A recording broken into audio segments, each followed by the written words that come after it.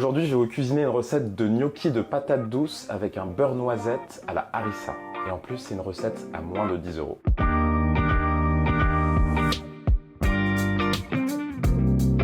Ouais, j'ai compté exactement le prix de chaque ingrédient, avec une petite nuance, c'est que là j'ai pris un peu la Rolls des harissa. Alors on aura besoin d'1 kg de patates douces, un œuf, de la farine, du beurre, de la harissa et du parmesan. Une patate douce comme ça qui fait 500 grammes, c'est à peu près 50 minutes à 180 degrés. Je préfère la cuire au four tout simplement parce que le four va sécher un peu la chair. Je laisse la peau, par contre ce que je vais faire, à l'aide de ma fourchette, je vais faire des petits trous un peu partout pour éviter qu'elle n'explose.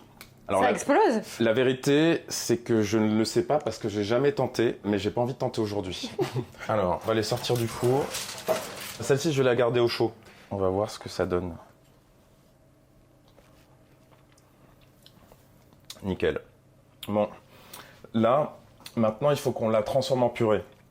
Donc pour ça, il y a plusieurs techniques. Il y a le presse-purée classique, il y a le tamis, ou bien il y a la méthode de ceux qui n'ont pas grand-chose dans leur cuisine, et c'est la méthode de la passoire. Donc t'as quoi, c'est un saladier dessous? Ouais, j'ai un saladier simple, classique. Je vais tout mettre dedans. Plus il y a de matière, plus c'est facile de la faire passer.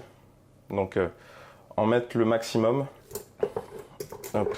Je vais commencer par l'écraser à la fourchette.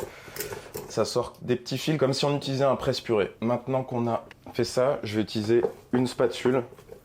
Voilà, pour tout passer. Je suis pas fan des gnocchis avec des morceaux encore à l'intérieur. Donc je préfère que la purée soit fine. Comment t'as appris la cuisine? J'ai appris la cuisine à l'école hôtelière. Moi j'ai grandi à Strasbourg. Je pense que depuis que j'ai 12 ans, je sais que j'ai envie d'être cuisinier. J'ai un souvenir où je demande à mes parents de m'inviter pour mes 12 ans dans un restaurant étoilé.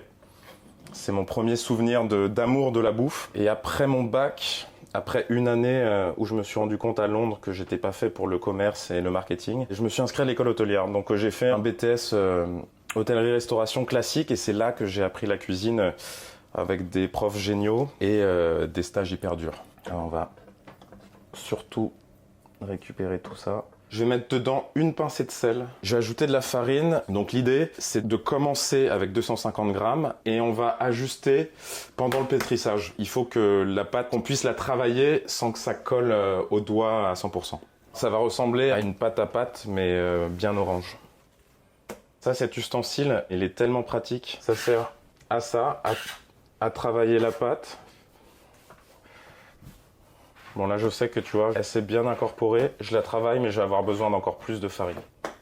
Je vais la couper et je vais la travailler en plus petit pour commencer à faire mes pâtons.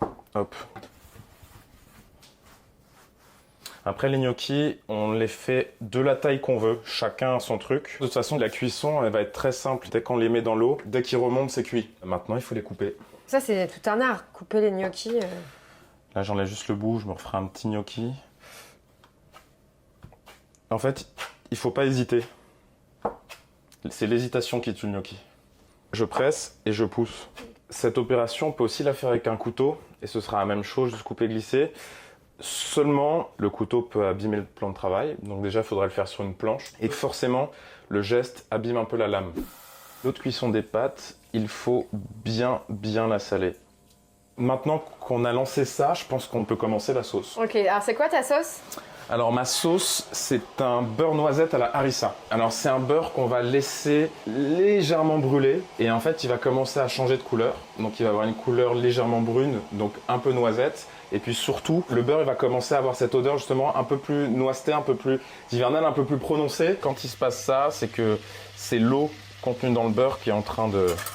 Il commence à changer de couleur, là il est déjà légèrement brun. Je vais le laisser encore quelques secondes. En fait, tu le sens tout de suite, l'odeur elle vient de nous arriver en plein dans les narines là.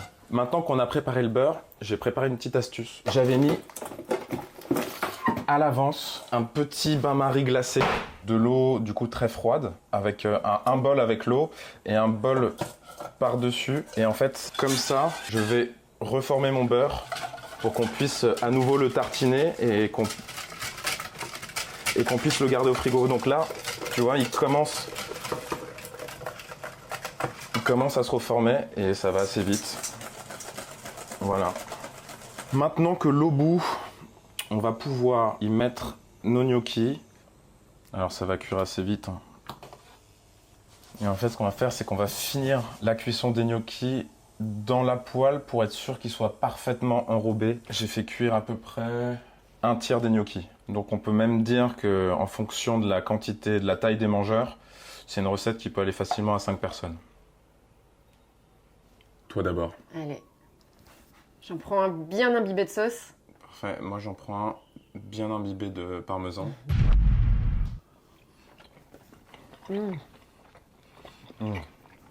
Moi j'adore ça. Tu vois, t'as un coussin moelleux, bien épicé.